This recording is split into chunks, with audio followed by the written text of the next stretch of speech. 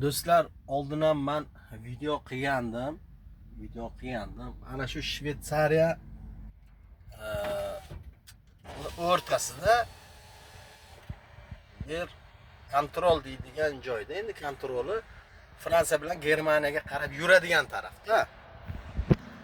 O'sha liniyaga qarab yuradigan taraf.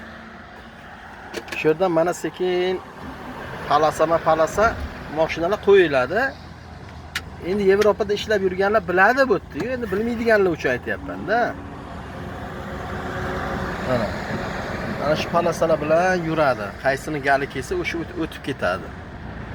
Hozir mana kontroldan o'tdik biz mana. Kontroli ham bir xilla tushib qoladi.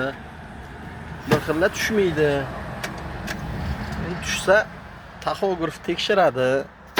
Yuklar tekshiradi, dokumentlaringiz joyida bo'lsa qo'yib yuboradi. Ana shu Shveysariyani ichidagi kontrol. Do'stlar, shunaqa.